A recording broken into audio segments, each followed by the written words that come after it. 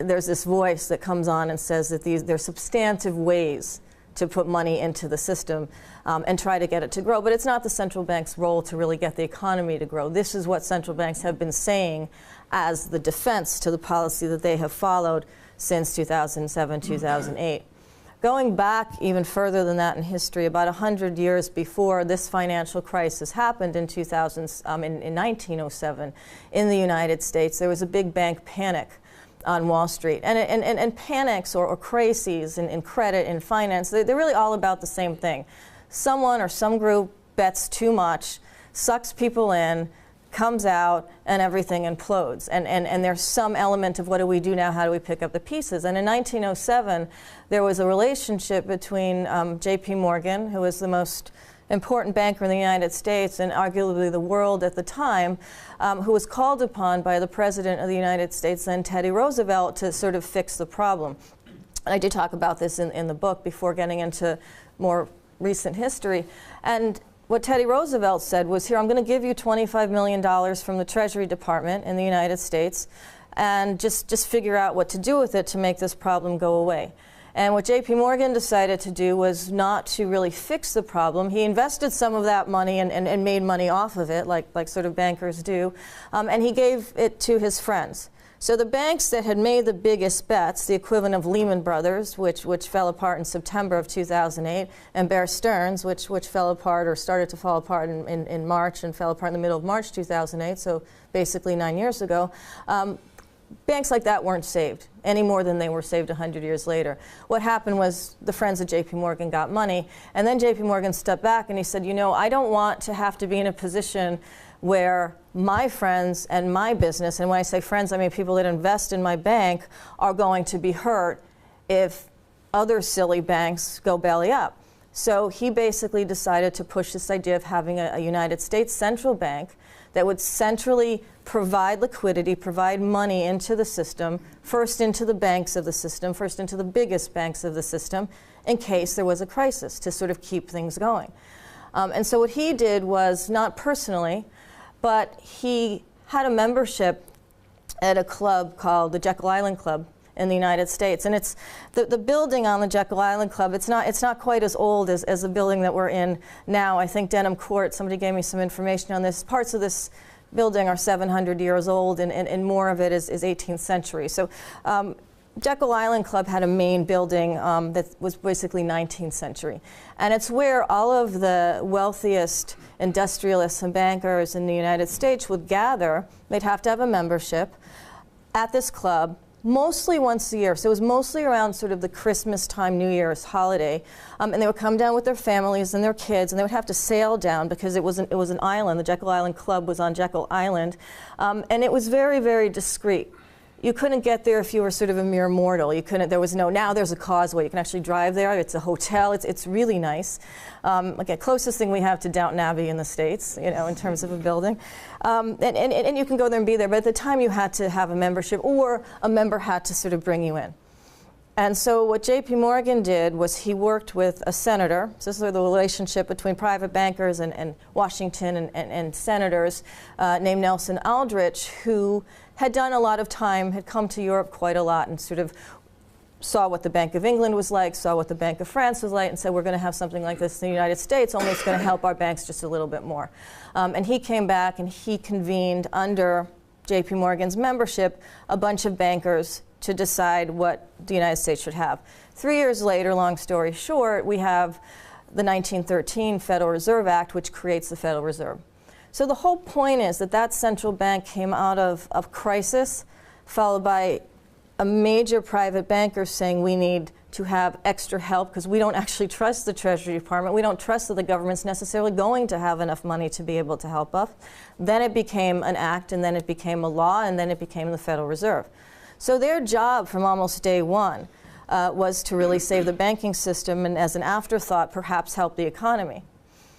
But what happened was we had World War I, and the United States wasn't involved in World War I in the beginning, but it had this sort of new toy that was created at the Federal Reserve to help supply money into the private banks that helped to fund part of the war, and also war bonds, which were part of the government and private bank connection that also helped to fund the war. And then ultimately, of course, the U.S. was involved in the war. And at the time, J.P. Morgan's son, Jack Morgan, went to our President Woodrow Wilson and said, don't touch the Fed. We need it now more than ever because there's a war.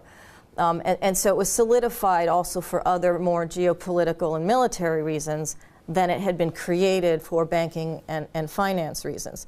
And it still plays that role. It's just that the geopolitical and the military aspect is very, very, very under the carpet. But as investors, and this is where Steve is so good, because understanding sort of the history of how and why things like that, central banks are created, and what their mission was and what it has evolved into, really helps you understand why we've had an almost 10-year policy of what I call artisanal money, or the sort of the creation of both electronic money, keeping rates down, keeping rates negative, and this whole idea of continuing to funnel from an outside source, from central banks, money into the system to help the system under the guise of promoting growth in the economy. But in most cases, growth has not followed the evolution in stocks. And so even though you have PE ratios getting back to 1929, where there was a crash because bankers were basically not supervised by the Federal Reserve, and the promise was the Federal Reserve would also supervise the banks, and especially after 1929, they did a really bad job of that going into the crisis that we just had. But also, we have much more risk in the system now because of this artificiality. So all told, between the Federal Reserve, the European Central Bank, the Bank of England, and the Bank of Japan are effectively, and this is where the geopolitics come in, the G7 central banks. There's about $12 to $13 trillion worth of this electronic money that has been pumped into the markets over this period since 2007, 2008 to buy sometimes government bonds, sometimes equities, like in the case, or stocks in the case of the Bank of Japan, sometimes corporate bonds or covered bonds, like in the case of the European Central Bank, but basically printing money to buy stuff. And 12 to now growing to $13 trillion, it's a lot of external fakeness that has come into the market, and that's one of the reasons why, if bonds are being bought and therefore their yields are staying low, the cost of money or the cost of creating more debt is easy for governments, and it's easy for corporations to continue to do. If someone said to you, hey, we're just going to give you unlimited money and you don't have to pay interest on it, do you want it or not? I mean, yeah, right? I mean, you know, and that's what's happened. It's happened on a government level, it's happened on a corporate level, it's happened because that's what central banks have coordinated to do. And in the wake of 2007, 2008 was the first time that the sort of G7 central bank coordination really happened. And this has been the longest time and the first time that it has continued. And so the place where money has gone, where some of your investments have gone, has been into the stock market, because there's nowhere else to go. Because the flip side of being able to borrow money at nothing, whether you're a government or a company, means that as an investor, you don't get any return from investing in the government or investing in these companies. So where do you go, and where do they go? Well, companies go into the market as well, because they now borrow money at nothing or close to nothing. They have it. They have two choices. They can pay people higher wages, or they can buy their own stock.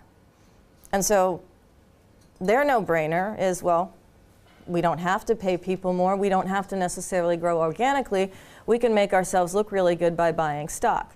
So the other side of what's happened and why the markets are so high is because a lot of this debt has been raised by companies. They turn around, they buy their own shares, and that share buyback has been also at historic levels because that money has come in so cheaply at historic levels, and that kind of distorts the markets as well. You have this other external supply of money coming into the market.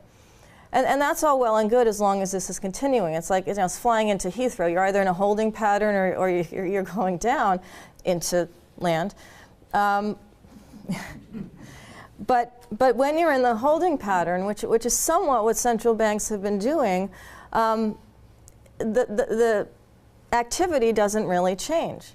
And when it's coordinated across countries, you become what we have today, which is a world where the cost of money is effectively zero for developed countries, for the G7, and it's higher. It's a higher cost for emerging markets or developing countries. It's a higher cost to raise money within Europe if you're coming from Italy or you're coming from Greece or you're coming from Spain than if you're coming from Germany. It's just that here there's also, there's an ECB that has been controlling the overall cost of money and has been supplying the market with money to buy bonds and to choose which bonds they buy. And the ECB has chosen to buy bonds from the higher grade countries, bonds from Germany to help banks like Deutsche Bank, as opposed to as much bonds from Spain or bonds from Italy or so forth. So there's been a distortion that has also happened in the level of how well countries are doing because of how much money is going into them, because of how the central bank has stepped into this economic role and not just a monetary role. It's one of the reasons, and there's a lot of them, and we could have a whole other day conversation on this, why Brexit happened. Because on a certain level, even though the Bank of England is doing exactly what the ECB is doing in terms of keeping rates low and buying government debt, it's doing it a little bit less. I mean, if you just look at what the Bank of England is doing for the UK, they hold about $500 billion worth of mostly government debt on their books, which is a pretty high percentage of the full gilt market. The ECB holds about $3 trillion worth of various Euro bonds and corporates and covered bonds and stuff on their books. The Fed holds about $4.5 trillion worth of U.S. Treasury bonds, of government bonds and mortgage bonds on its book. And the Bank of Japan holds about $4.3 trillion worth of mostly JGBs or Japanese government bonds on their book.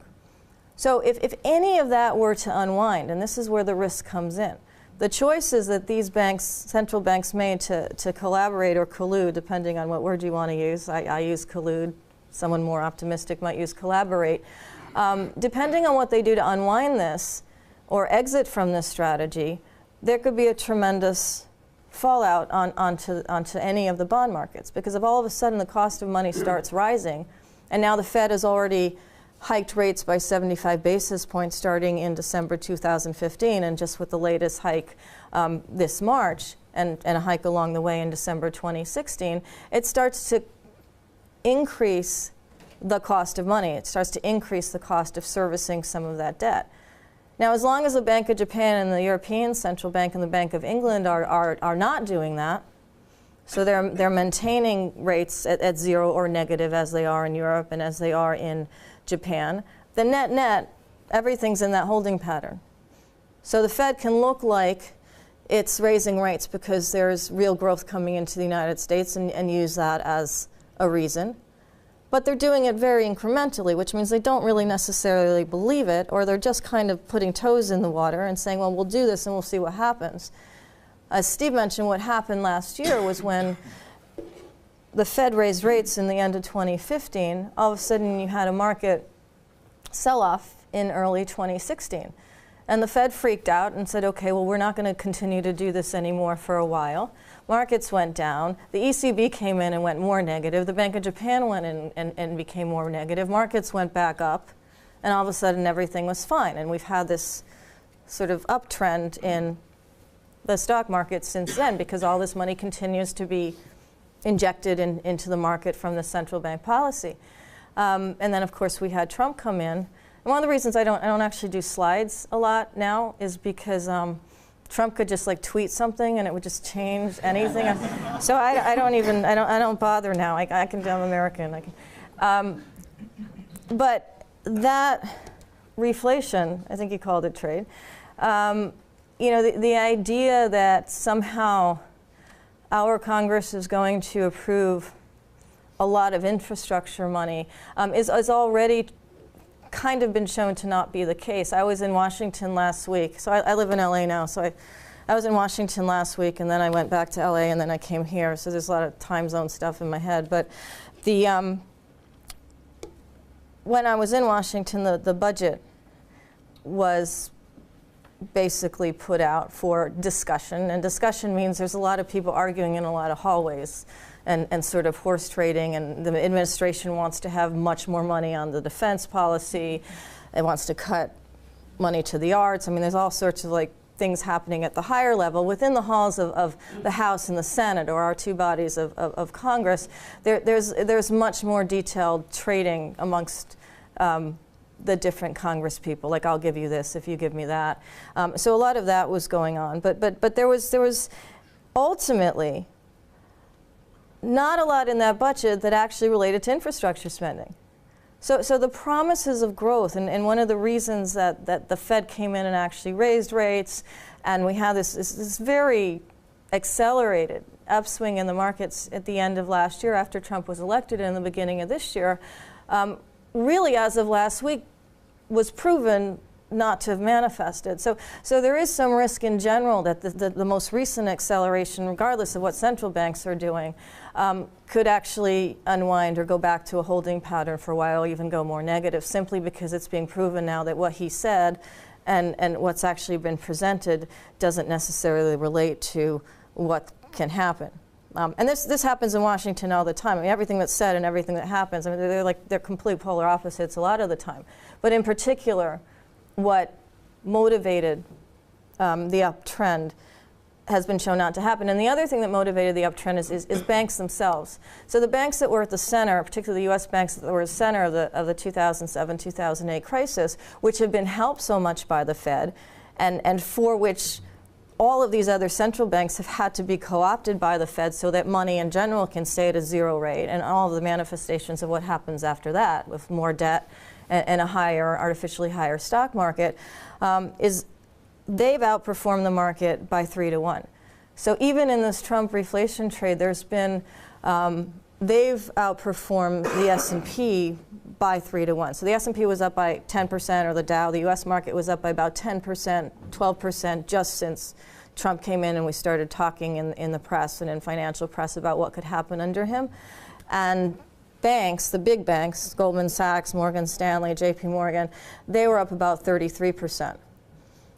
So that was, if you're going to do the reflation trade, that would have been the one to do. And the reason why that was happening, because there was this perception that under Trump's administration, where a couple of my old colleagues are actually in the White House, not me, but them, have talked about deregulating the financial system further. So even though we're in this holding pattern of artificial, I call it artisanal money, even though central banks have basically come in to elevate markets and buy securities to give them this sort of lift that wouldn't organically be there, the banks at the crux of the crisis feel like they need less supervision. And again, these are the same banks that have also paid a ton of fines for actual crime that they committed into the financial crisis and then to hide the state of their books in the financial crisis.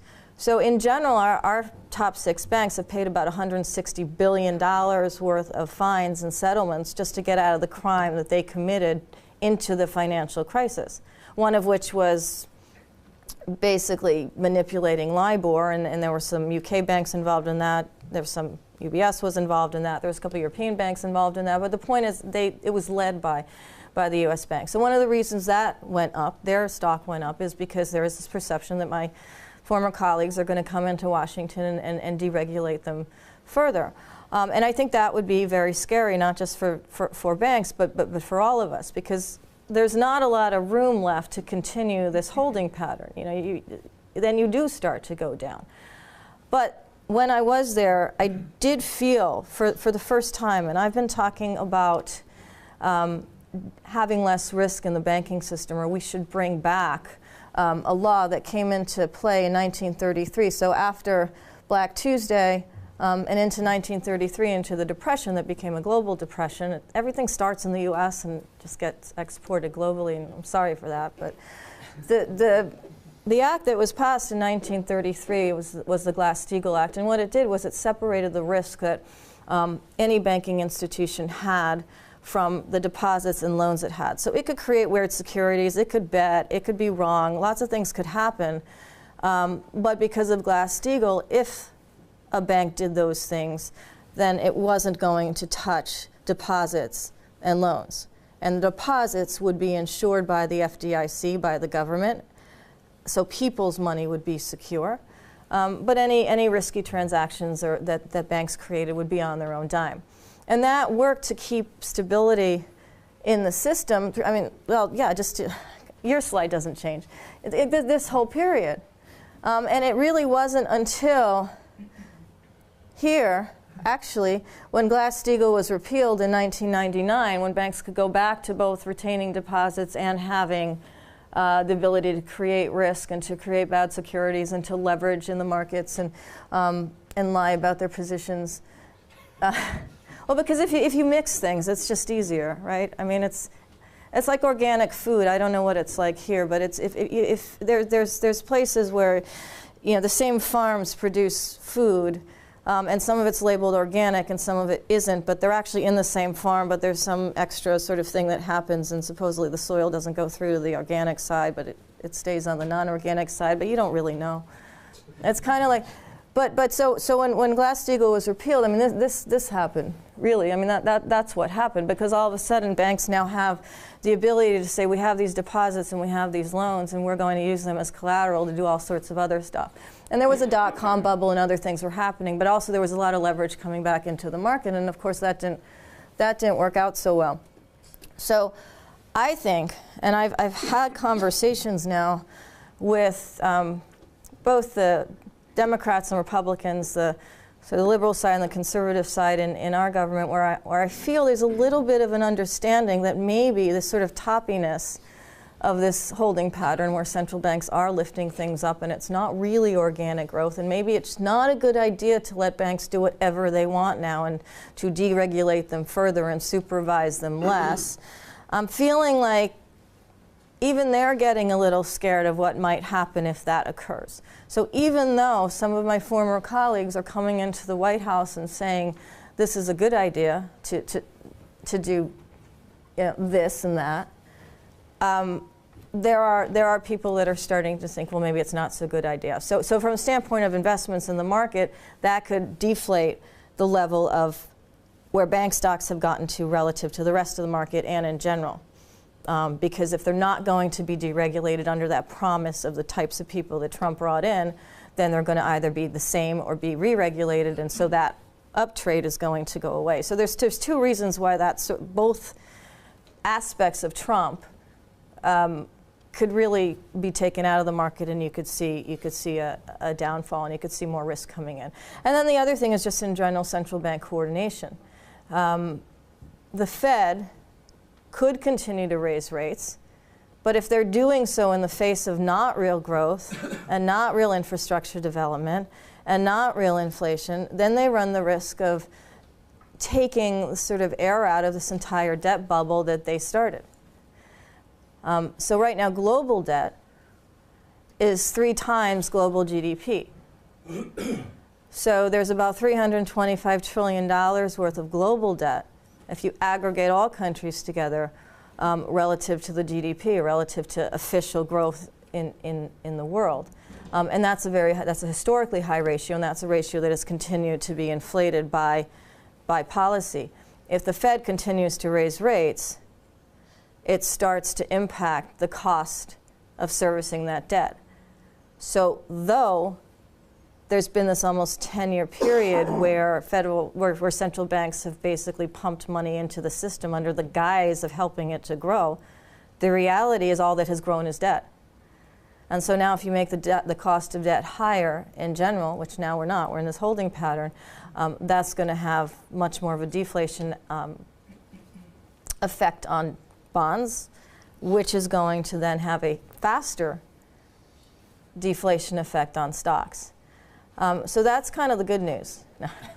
No, what that means is being wary and understanding the historical implications of how and why these central banks have felt the ability to do what they're doing, where the Federal Reserve comes in from the standpoint of first giving cover to the U.S. banking system, because that's how it was spawned and that's what it continues to do, and then how it coordinates with the rest of the world and maintains either a holding pattern, or if anything changes, there could be a lot of risk in the system. Now, we could also have a holding pattern for a long time. If we look at, I don't know, the number 9, it could be 2019 before we have a real dip. I mean, 1929, 1999, I don't know. But what I do know is that if things change, we're falling from a higher height of artificial money having come into the system and having propped up a lot of these markets, both in terms of, again, the creation of debt and where stocks are. And that could be a problem. The other thing, though, that's happened is there have been shifts in power that have come about because of how central banks have operated and how they've collaborated. Now, I mentioned a couple times that the G7 central banks have worked on the same team. Outside of the G7, so G20 sort of minus G7, there have been central banks that haven't been so okay with the Fed policy. And one of the major central banks that's been critical of the Federal Reserve policy from the get-go, really, has been the People's Bank of China. And the reason for that is, and they started sending out warning signals early on in this whole easing period, in this whole artisanal money era, as I call it, and saying, this could be a problem. We could increase debt bubbles. There could be asset bubbles. Things could fall apart really hard. This would not be good. And they've been very vocal about that, not just domestically within China, but internationally.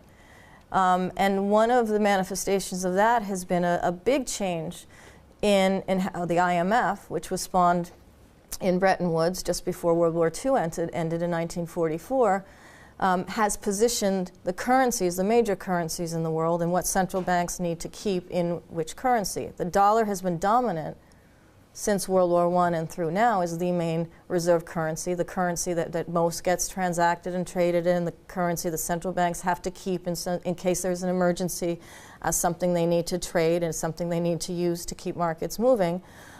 But countries like China are saying, well, wait a minute, look what they did to their financial system. Look what they've done in terms of Fed policy to the world. We don't really want to be a part of that. And the IMF, which was created effectively as one of the entities, the International Monetary Fund is one of the entities along with the World Bank to help maintain the status quo, which was the dollar being the main reserve currency, followed by, at the time, it was the Deutschmark and the French franc and the British pound. And a little bit the Japanese yen, and now the euro and the pound and the Japanese yen, but mostly the dollar is the main reserve currency, and it stayed that way. China's been able to convince the IMF, which again was on the side of the dollar and keeping things a status quo, to include the yuan, the Chinese currency, in something called the SDR, which is the standard drawing rights basket of the IMF. And all that is, it's a collection of reserve currencies. It's sort of taking the weight of each currency, so the dollar, the euro, the yuan now, the Japanese, of the Chinese currency, the Japanese yen and the British pound all into one and basically proportionally weighting them. So it's kind of this idea of a global currency, but not really. And it hasn't changed since the euro came into being in 1999 until this October, where it included China's currency, and that was part of this drive to diffuse power away from the dollar and the ability of the United States system to impose risk on the rest of the world. The other thing that's happened is you start to have a currency being more elevated in terms of trading more in the world, like the Chinese currency, as China's also said, well, if our currency is going to be more prolific, we need to have more alliances with more countries. And so one of the results of diffusing risk away from the United States and away from the dollar has been much more geopolitical and economically related, which has been trade alliances. So China's established more trade alliances with Russia, with a whole set of regional alliances between Europe and probably now the UK after Brexit, as well as within Asia, as well as with Latin America. So every sort of other bloc outside of U.S. dominance has now been altered in the wake of this central bank movement. It started again because of a way to diffuse risk, but it's grown into an entire realignment of how superpowers are growing, and in going from the west to the east. And if we look at what else is happening, just strategically, just in terms of, this is not a statement about whether it's good or bad, this is just what's happening. The other thing China's been doing is buying gold to have as its own reserve. And the alliances it's been making have been with countries that happen to mine gold, which I learned last night, again, at our dinner, that I'm sharing, but it was interesting, and I'm sure Claudia's going to go into far more detail. I didn't actually know this. It just makes sense that if you're trying to diversify currencies in general, you add your currency, you get more trading done with your currency, you have more agreements done with your currency, that you're changing just the general nature of how trade works in the world. How else can you do that? Well, you can have something put into the mix. And so what China's done, and a lot of the countries with whom it's having these renewed and expanded alliances are doing, is actually buying more gold as well.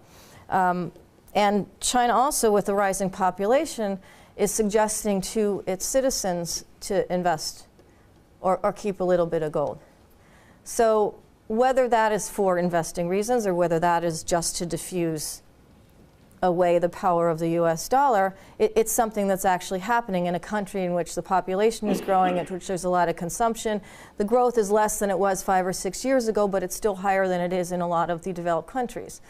So if that trend continues and the strategy continues, it's not unlikely that we don't get back to a gold standard, but we get back to something where there's a measure of a hard asset outside of this ability to create electronic money to support a currency like the US dollar. And it just starts to at least proportionally realign how currencies operate and what countries use to pay for things, and how they basically value the exchange of goods. So I think it's not like it's all changing tomorrow, but if I just look at what's happened in the last 10 years from the standpoint of countries outside of this G7 alliance saying, look, we don't like this policy, it could create a lot of risk in the market, so we're actually doing something about it by restructuring our trade ideas and also getting our currency more accepted as a reserve currency, to we're asking that our citizens get more invested in gold, and we're buying more gold and we're retaining more gold. It just seems logical that the next step might be to, I don't know, try to get gold included in the SDR with the IMF, or just use it in some other capacity that again diffuses this idea of just having a dollar-centric world. Again, I don't think that's happening tomorrow, because behind all of this is geopolitics. Behind all of this is the idea of power and retaining power. And so when China was doing all of this, what was happening in the US, even though all of our banks were and are still really sort of hideous, even as that was happening, the US was saying, no, we don't want you included in the SDR. We don't think, you're a currency manipulator. You're just any kind of discrediting. And it's not like every central bank isn't manipulating its currency, because they all are. It's just that it became it's become a sort of behind-the-scenes fight. And it's a fight that's going to continue, because it's not just about currency, and it's not just about the cost of money. It's about sort of a dominant power and dominant trade, and ultimately there's military implications, which is a whole separate other topic. But what that means is, just to recap, we have this period where there's been a catalyzing of change in just the general structure of trade and the structure of the world. It's manifested in different ways. It's manifested in Brexit.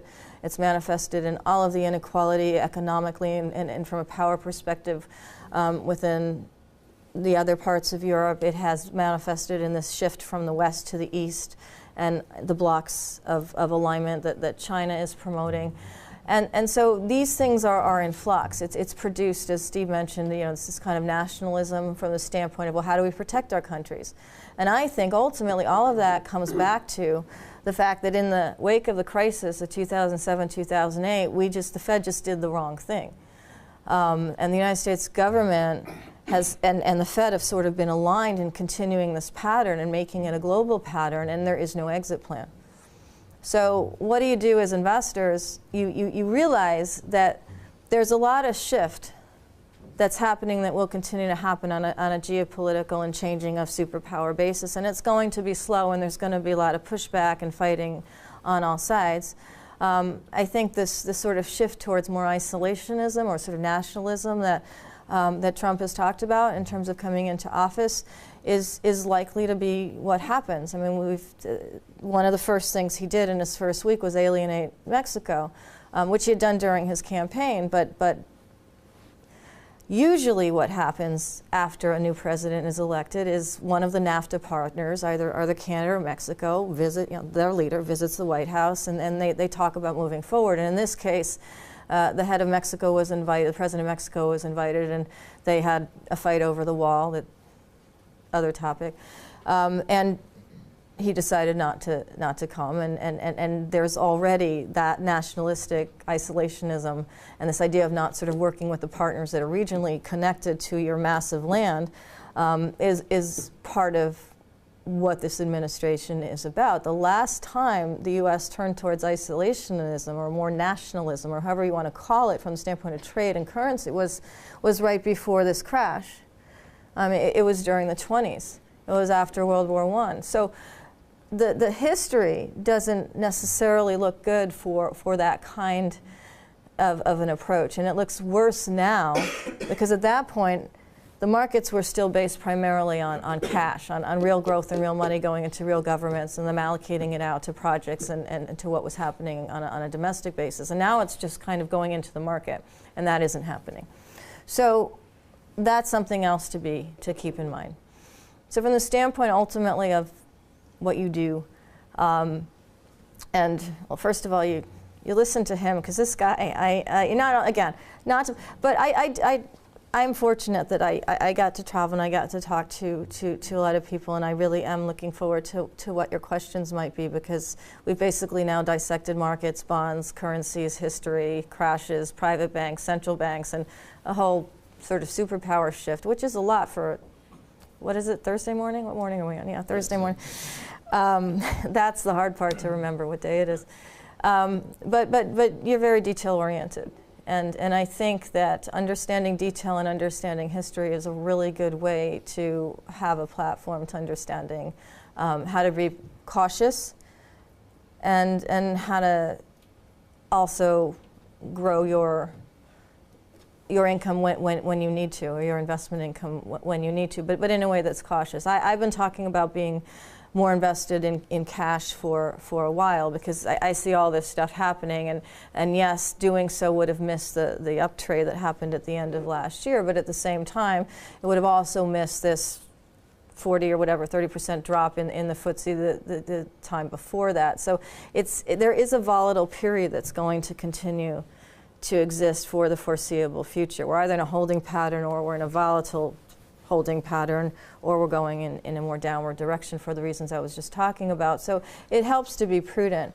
Again, last night I also got convinced that, as we're talking about China and the fact that the individuals of China are being asked to invest in gold, and how the strategy of the People's Bank of China has evolved, that gold is not necessarily a bad thing. It's not something, or it's not plugging you the right way. It's a good thing to consider. Having a hard asset is a good thing to consider right now, and especially as a kind of longer term investment as all of this kind of shakes out. And then in between, just to be cautious of if you're going to be in the stock market, where you're going to be. And I'll say this, and this is one of the other things I said on the Hill when I was talking to people in Washington, is right now the banks themselves have kind of taken the foot off the gas in terms of speculating in the markets that they effectively control, because they have those relationships with their own central banks. And for example, the US banks have about $2 trillion worth of excess reserves, or basically money that they keep with the Federal Reserve that they don't need to, that's not like a regulatory requirement, it's not like what happens in an emergency and they need to draw from it, it's just because. So they basically themselves have put a lot of money aside, and they're the ones getting all the help. So it is a good time to be wary and to sort of keep cash out of the market in order to be able to look at opportunities in the future, not to get really super burned if all of the promises of the Trump administration don't necessarily come into fruition, if more fights on a geopolitical basis rise, if the Fed decides to keep rates where they are, even expand them a little bit, and we start to get more defaults on debt, which have started to happen. They're already up to 2007, 2008 levels in many countries, and that pattern continues. There's a lot of risk that could come in. So keeping money out of the markets is really a prudent way to avoid the downside of that, and also be ready if there is a major devaluation to decide what to do next. And if you are in, to just be careful about where you're invested, and that's where the attention to detail comes into play. In areas where they will be less affected by the sort of outside maneuvering of central banks and the outside maneuvering of geopolitics and sort of superpower realignment. So on that note,